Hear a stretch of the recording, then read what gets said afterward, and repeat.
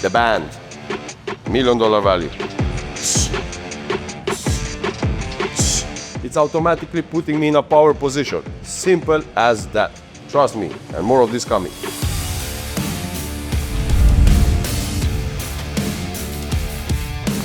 See guys, the reason you're not able to build a badass upper chest is these 4 reasons that I am going to teach you how to change and to explode your upper chest.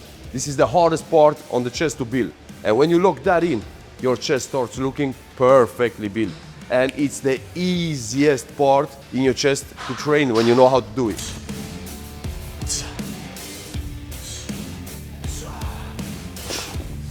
Check this episode out and check it all the way to the end, because in the middle I'm giving a trick that I use to totally transform my upper chest training, and at the end I'm going to show you the best exercise there is in the planet to do the upper chest. So let's go guys, let's get big.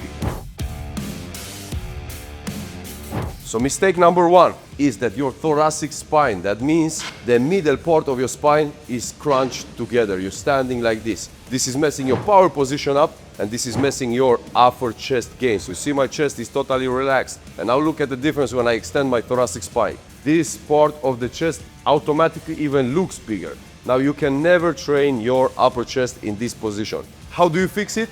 I have made a video about power position. Check that video and you will automatically fix your thoracic spine posture problem. All right guys, so why is the power position so important? Because it exposes the upper chest when you want to be hitting it. If you are falling together, what will happen is you're lifting your hand, your shoulder is doing all the work. See, my chest is very hard to tense it. Here, my shoulder gets totally immobilized and the chest is doing all the work. You can see the tension on the chest right here versus right here. So, if you cannot get in a power position trying to hit the upper chest, take a bench, elevate it to maximum.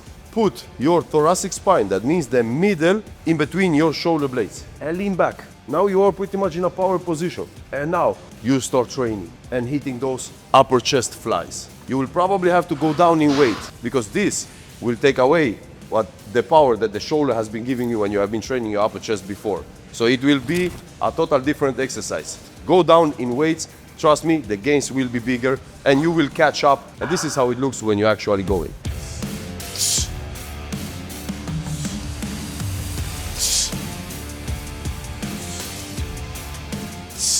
Is the second mistake in this episode. And this is shoulder overload. So when you cannot get in the correct positioning, your shoulder will be overloading. Now bench is great for the dumbbell upper chest flies. If it's now called like that, I have no idea. It doesn't matter what it's called. You know how it should look. Now, if you have a problem getting the shoulders back, I am giving you right now a magic trick. And this magic trick is called a rubber band. So guys, this right here is a superpower. And I will be giving you a series of educational videos what to do with those. This is a gym, believe me guys, but that's gonna come in different episodes. Right now, what do you wanna do with this thing if you have problem with getting your shoulders in the right position? Your personal trainer and get your shoulders in the perfect position. How?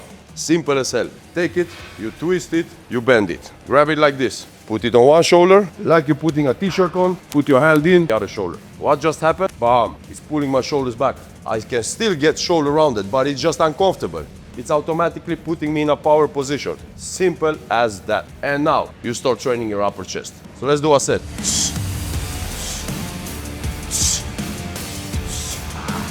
See guys, it's free. I can move however I want with my hands. But naturally the band puts me in a position like this. Now I don't have to focus on tensing my ropes. And to be honest guys, you can be using a band like this. You can buy the posture correctional thingy, which is actually a good thing, but make sure that it has elastic. If it is not elastic, it's going to be mad uncomfortable and not as good for the function it is supposed to be. But if you don't want to be investing any money, you just put a band like this, put a t-shirt over, and you're automatically in a power position always. I told you, I will make every single influencer, every single fitness bullshit preacher, every chiropractor, and every doctor unemployed. The band, $1 million value. Trust me, and more of this coming. Sorry guys, I forgot one more. Profession, psychologists, I'm coming after you. Every single one of you. If you haven't survived it, you have no right to heal it. Now the third mistake, and guys, you know this channel ain't no bullshit. I won't be selling you nothing beautiful just to say something new. I will always be telling the truth. The third mistake is mind-muscle connection. And you're gonna go, oh my God, this guy never stops about mind-muscle connection. Yeah, I will never stop about mind-muscle connection, because without that, you will never max your gains out. You're doing it perfectly. My goal is to teach you until you cannot do it wrong anymore. So let me give you an example how mind-muscle connection looks and what you should be focusing on in a cable cross fly. And that goes for every exercise.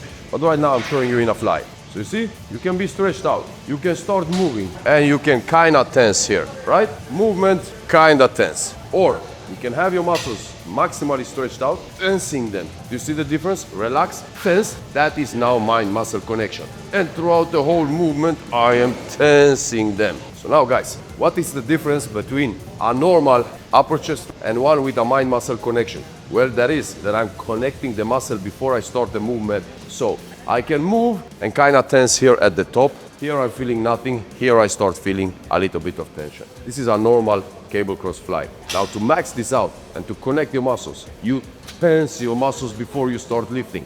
You see the difference? Relax, tense, and now you pull through. And now you're pulling through. Now I am focusing on tensing before I even do the lift. My muscle is already working before I even start the movement. And now I start struggling. But if I don't focus on the tension, I can keep going forever. Mind-muscle connection, guys, is going to elevate every single rep you're doing in every single exercise in the gym. Do not skip this. Now, guys, the fourth mistake you're doing when you're hitting your upper chest is your head positioning. So look at this, guys. You got your thoracic spine extended, you're standing in a power position, shoulders are back. But if your head is down, you're not maximally exposing that muscle. And what is going to happen when your hand moves forward and head is down, you're not curling maximally. So remember, wherever your head looks, your body goes. Your head looks down, your body goes down. Head looks up, your body goes up. So when you are curling, your body will automatically want to take your head down. Why? Because the movement will get harder if the head stays up. And in the gym, we always want to do the hardest version of every exercise possible. That's how we're going to get mad gains. This is how it should look. Now, you are able to pull through. You're not finishing here. You're pulling all the way through. That means you're contracting the upper chest maximally. That means you're building it maximally. Let's build, guys. Now, guys, remember I told you in the beginning that at the end, I will show you my absolute favorite exercise for the upper chest. Thanks for you guys who watched all the way. Now, this is the most complicated one because on this one, the shoulders can be doing all the work.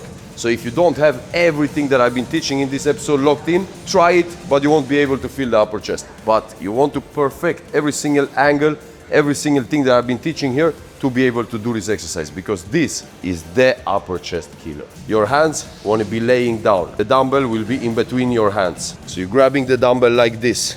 And now every position that I have taught you has to be locked in. Thoracic spine extended, shoulders back, head upwards, elbows forward and lift. Elbows forward and lift. What is mad important is that your elbows are going in together and then you are lifting. Elbows in and then lifting. If your elbows are out, the shoulders are doing all the work. Guys, I am doing another video, Train Upper Chest with Rafa. It's coming out in a couple of days. Make sure to watch it because I will be not only showing you the exercises I do, but also how hard I hit them.